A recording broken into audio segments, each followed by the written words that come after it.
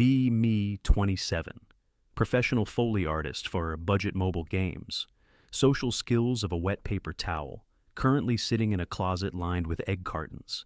I am banging two coconuts together with the intensity of a madman, trying to simulate a horse galloping through a swamp for Dungeon Quest, Pay to Win. My ears are ringing from a 12-hour loop of sword clangs and menu clicks. If I hear one more digital shing, my soul will try to uninstall itself. I drop the coconuts and reach for my phone like it's an oxygen mask. Open Tinder to see if the world outside my closet still exists. Swipe past 40 different girls whose only hobby is brunch. My thumb is moving at Mach 1 on autopilot. Suddenly, my brain hits a brick wall. I stop so hard I nearly drop my phone on my face. Enter Clara. Age 26. Distance? 0.1 miles away. She is practically in my kitchen. Her main photo is her holding a tray of blue mushrooms with the intensity of a bomb technician. She has a piercing gaze that makes me want to apologize for my entire existence. She looks like she could dismantle my psyche with a single stare. She is playing in the Champions League while I'm playing in a dirt lot behind a Wendy's. I read the bio. I cultivate rare fungi, looking for someone who doesn't mind the smell of damp earth. Sarcasm confuses me. My inner nerd starts screaming. This is the most honest thing I have ever read on the internet. I swipe right with enough force to shatter the screen. The match screen explodes. Instant match. My heart rate jumps to caffeine overdose levels. I look at my coconuts. Then I look at her profile again. She looks like she knows the secret to the universe. I'm just a guy who records the sound of gravel for a living. I realize I am sweating in my soundproof closet. I am 0.1 miles away from a mushroom-growing goddess. My brain is buffering like a YouTube video on dial-up. I need to say something that doesn't make me sound like a total basement dweller. I stare at the blinking cursor. The silence of the Foley studio is suddenly deafening. My social anxiety begins its regularly scheduled programming. I wonder if she can hear my heart beating through the apartment walls. It's time to send the first message. I hope she likes coconuts. Hands shaking over the screen, type the question before I lose my nerve. What is your absolute favorite fungus? Hit send. Drop the phone on the Foley rug. 3 seconds pass. The phone vibrates with the force of an earthquake. It's a wall of text, a literal encyclopedia entry. She's explaining Ophiocordyceps unilateralis. 3 massive paragraphs about brain-controlling spores. She describes the death grip of the zombie ant in poetic detail. It is terrifying. It is the most beautiful thing I have ever read. I don't even know how to reply to a dissertation. My coconuts are starting to smell like a literal swamp. They are cracked and useless now. I grab the sticky husks and head for the door. Need some fresh air to process the ant zombie lore. Walk down the hallway like a man on a mission. Push through the heavy back door to the alley. The afternoon sun is blinding after the closet. Walk toward the communal dumpsters. Stop dead in my tracks. A flash of neon yellow near the recycling bins. It's a raincoat. The hood is up. A girl is hunched over a rotting piece of firewood. She's holding a professional-grade misting bottle. The rhythmic spray cuts through the quiet alley. She is aggressively hydrating a dead log. I recognize the profile immediately. The same intense surgical focus from her Tinder photos. It's Clara. She doesn't notice me at first. She's checking the underside of the bark with a jeweler's loop. I step on a dry twig. The sound echoes off the brick walls. She whips her head around. Her eyes lock onto mine like a heat-seeking missile. I am still holding 2 half-rotted coconuts. She is holding a spray bottle like a weapon. The 0.1 miles was not an exaggeration. She is exactly 5 feet away. The silence between us is heavy and electric. We stare at each other over a pile of flattened cardboard boxes. I suddenly feel very underdressed for a dumpster meeting. She doesn't blink. I forget how to breathe. The air smells like wet wood and dumpster juice. I gesture toward the damp log with a rotted coconut. Are you growing cordyceps? Clara's eyes expand like a camera lens. She stands up straight, her yellow raincoat rustling. Actually, it's Hericium, Erinaceus, lion's mane. She points the spray bottle at a tiny white tuft. She starts talking, fast. She explains the mycelial network. She talks about protein structures and cognitive benefits. She describes the way the spores navigate the air. I stand there holding my garbage. I don't look at my phone. I don't interrupt. 10 minutes pass, 15, 20. Her voice is steady, rhythmic, and incredibly precise. It's like a high-fidelity nature documentary in person. She catches herself mid-sentence. Her hand drops to her side. She looks at her scuffed boots. Sorry. I'm doing it again. People usually find a reason to leave by now. She looks like she's bracing for a rejection. I shift the coconuts to one arm. Don't be sorry. I design sound effects for a living. I spend all day listening to fake noise. Your voice is the most interesting audio I've heard in weeks. She goes perfectly still. She blinks 3 times. She takes the compliment as a literal data point. You find my vocal frequency efficient? I find it perfect. A tiny smile tugs at the corner of her mouth. It's gone in a second. There is a municipal botanical reserve 4 miles away. It has a high concentration of Pleurozium shruberi, red-stemmed, feathery moss. Do you want to go look at it with me tomorrow? She asks with the gravity of a military briefing. I don't even hesitate. Absolutely. She nods once, sharp and decisive. 900 hours. Don't be late. Sunday morning? The botanical reserve smells like pine needles and damp fog. I'm standing by the gate 5 minutes early. A flash of yellow appears through the mist. Clara is wearing her raincoat despite the clear sky.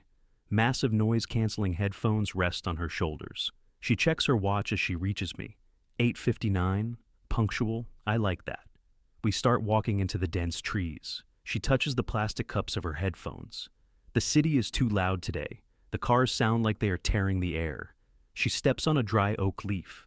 The crunch is loud in the morning silence. I love the ground, though.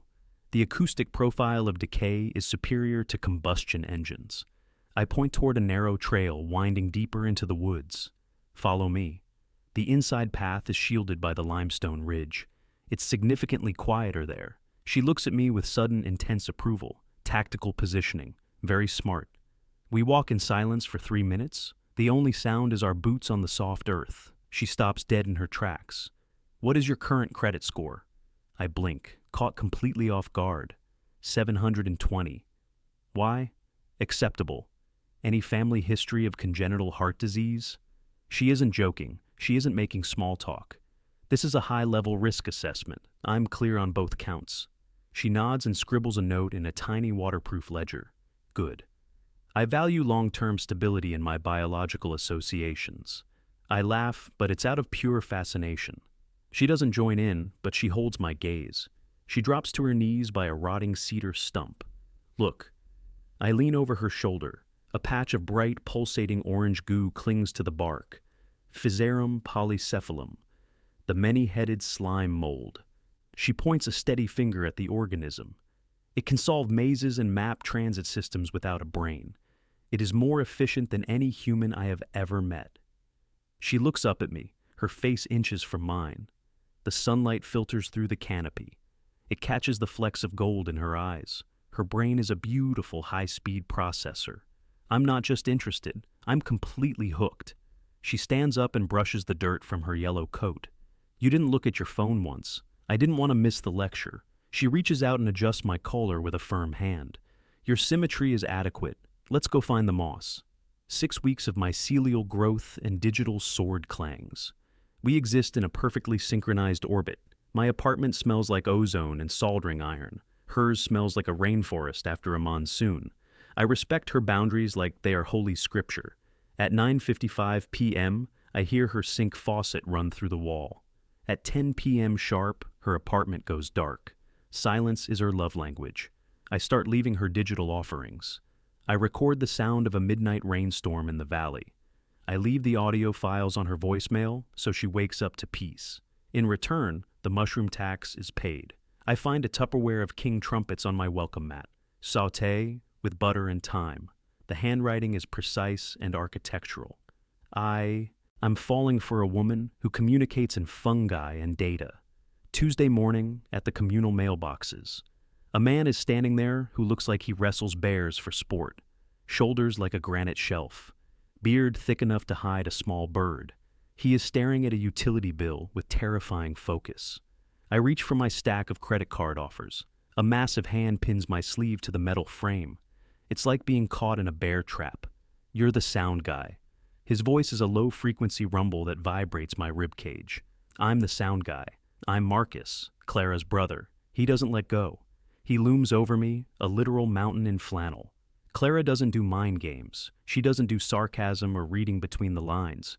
If you lie to her, you break her world. I look at the hand on my arm, then up at his eyes. I don't plan on lying. He leans in closer, his breath smelling like pine needles. If you mess with her routine, I will put you in a wood chipper. He says it with the flat delivery of a grocery list. I don't flinch. That sounds like a fair deal to me. I like the routine as much as she does. Marcus stares at me for a long, silent minute. He's looking for a crack in the hull. He finds none. He grunts and releases my arm. He hands me my mail with a stiff nod. Your electric bill is high. Turn off your amplifiers when you aren't using them. He turns and marches down the hall like a centurion. I stand there, heart hammering, but feeling strangely accepted. I have the brother's blessing, or at least I'm not in the wood chipper yet. Tuesday, 2 p.m. I am halfway through recording celery stalks to simulate bone fractures. A frantic rhythmic pounding hits my front door, not a knock. SOS in percussion. I drop the celery and sprint. I swing the door open. Clara is vibrating. Her yellow raincoat is zipped to the chin. Her hands are clamped over her ears like she's holding her skull together. Her eyes are blown wide, darting, seeing monsters in the shadows.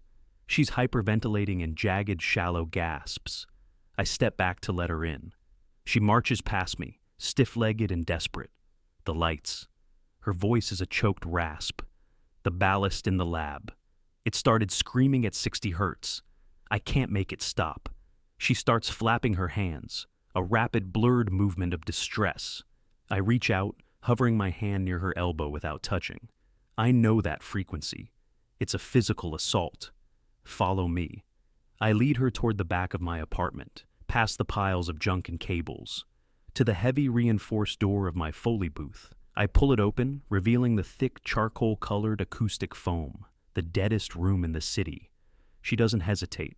She steps into the darkness of the booth. I follow her in and grip the heavy industrial handle. Thud. The seal engages. Total, absolute pressurized silence. The sound of the world is deleted. Clara sags like her bones just turned to water. She slides down the padded wall and hits the floor. She pulls her knees to her chest, making herself small. I sit on the floor 3 feet away. I don't ask questions. I don't offer platitudes. I just exist in the vacuum with her. 1 hour passes in the void. Then 2. My own heartbeat sounds like a bass drum in the silence. Slowly she uncurls. She shifts across the carpeted floor. She leans her head heavily against my shoulder. Her breathing is finally deep and rhythmic. This is the only place that doesn't hurt. Her whisper is the loudest thing I've ever heard. This is my new favorite place. The silence of the booth becomes our foundation. 6 months later, I've officially migrated across the hall. Her apartment is 80% climate-controlled grow tents. It smells like a rainforest after a monsoon, damp earth, ozone, and rich mycelium. The hum of the humidifiers is my new white noise. I've learned to walk through the maze of PVC pipes in total darkness. Clara is the architect of this ecosystem. She moves through the mist with surgical precision. She still has her rules. No palm-to-palm contact. Too many nerve endings. Unpredictable friction. We walk to the grocery store with our pinkies locked. A small, perfect anchor point. It's a closed circuit of trust. She stops me in the kitchen tonight. Her expression is solemn. The specimen is ready. She leads me into her bedroom. The windows are sealed with blackout velvet. It is an absolute void. Close your eyes for 10 seconds. Let the rods in your retinas activate. I count the beats of my heart. Open them. A glass terrarium sits on her nightstand. Inside, a cluster of fan-shaped mushrooms is bleeding light. A soft, neon green glow. It's haunting. Omphallotus nidiformis, the ghost fungus. I've been stabilizing this culture for 3 years. It's the most beautiful thing I've ever seen. My voice is a low murmur in the dark. She steps into my personal space. The green light flickers in her eyes. I disagree with your assessment. I look at her, confused. She reaches out and touches my jaw with a steady hand. Your facial symmetry and vocal resonance are superior. You are significantly more aesthetically pleasing than the fungus. My brain short-circuits. To her, this isn't a pickup line. It's a peer-reviewed conclusion. I've officially outranked her life's work. I find her pinky in the emerald shadows. Lock, secure. I'm never leaving this rainforest. July hits the city like a physical blow. The humidity is a wet wool blanket over the skyline. Even the soundproofing in the apartment feels heavy and hot. We are sitting on the floor, sharing a cold bowl of peaches. The air conditioner is a low, comforting drone. Then the drone dies. The lights flicker once and vanish. The silence is immediate and terrifying.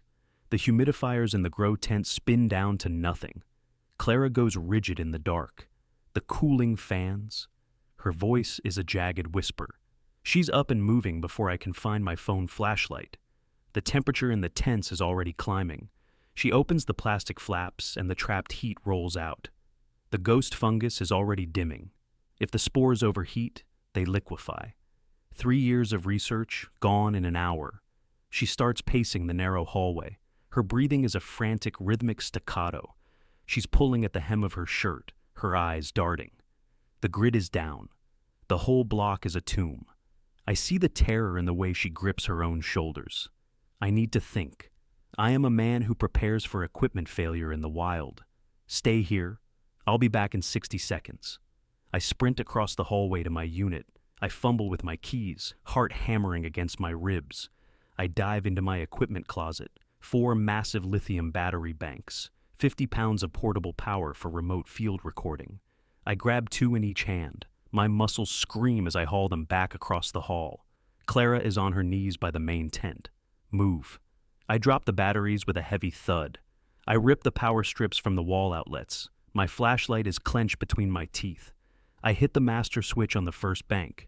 A green LED cuts through the shadows. The cooling fans cough, then roar to life. The misting system hisses, a beautiful mechanical sound. The ghost fungus glows bright again. Clara is frozen, staring at the humming machinery. She turns toward me and buries her face in my chest. You saved them. She grips my forearms with a strength that surprises me. You are a very high-functioning survival asset. The lithium banks hum under my hands. I rip the dead power cables from the wall sockets. Clara's breathing is still a jagged mess. I shove a flashlight into my mouth. The beam bounces off the plastic grow tents. Copper wire meets industrial terminals. I splice the humidifier leads with a pocket knife. Sweat stings my eyes in the stifling heat. Clara stands over me like a silent guardian. She holds the cables steady with surgical precision. Don't cross the polarities. Her voice is a low, vibrating command. I won't. I flip the master switch on the first battery bank. The digital display glows a cool neon blue. A cooling fan coughs. Then it starts to roar. The misting system hisses like a released breath. The ghost fungus flares back to life in the shadows. The emerald light floods the room. Clara drops to her knees beside the glass terrarium. She doesn't check the temperature gauge first. She watches the mycelium breathe. The crisis is averted. The heat wave is still screaming outside the glass. Inside, the ecosystem is stable. Clara turns toward me. She grabs my shirt collar with both hands. She pulls me down until our foreheads touch. She's shaking, but her grip is iron. People usually call me obsessed. They tell me it's just dirt and mold. I look into her eyes, inches away. It's not just mold, it's your life's work. She buries her face in the crook of my neck. I feel the heat of her tears through my shirt. It's the first time I've felt her lose her composure. I wrap my arms around her and hold tight. I will fight the entire electrical grid for you. She pulls back just enough to look at me. You are a high redundancy system. I value your presence in my immediate vicinity. I'm moving in. I say it before I can overthink the logistics. The batteries stay here. I stay here. Clara nods, a sharp, decisive motion, permanent integration. She locks her pinky with mine in the green light. The deal is sealed. We sit on the floor of the rainforest, waiting for the world to turn back on. The world turns back on, but we never leave our rainforest. 2 years pass in a blur of hums and silences. Today the air is thick with the scent of pine. We are back at the Botanical Reserve. The limestone ridge stands like a silent witness. Marcus stands between us. He looks like a grizzly bear in a tuxedo. His eyes are suspiciously red. He's crying harder than anyone in the front row. Clara stands opposite me. She is wearing a white linen dress. Every single tag has been meticulously cut out. She looks radiant and perfectly comfortable. She pulls a piece of preserved birch bark from her pocket. Her hands are steady. Her voice carries through the trees with crystal clarity. I promise to tolerate your loud audio editing. I promise to share my highest grade mushrooms with you. She looks me dead in the eye. Your symmetry remains optimal. I clear my throat. My heart is a drum solo. I promise to be your quiet place when the world gets loud. I promise to keep your batteries fully charged. I promise to never be the person you have to mask for. Marcus lets out a wet, heavy sob. He signals for the end of the ceremony. The crowd waits for the traditional kiss. Clara's shoulders tense at the thought of being perceived. I know her limits. I don't lean in. I reach out my hand instead. She meets me halfway. Our pinkies lock with a firm, familiar pressure. The circuit is closed. The crowd erupts into applause. She doesn't flinch. She just holds my finger tighter. Marcus wipes his face with a giant handkerchief. Go find some moss, you two. We turn and walk toward the tree line, away from the cameras, away from the expectations. The forest floor is soft beneath our feet. The acoustic profile of the woods is perfect. I look at the girl who saved my life from the noise. The silence has never sounded this good.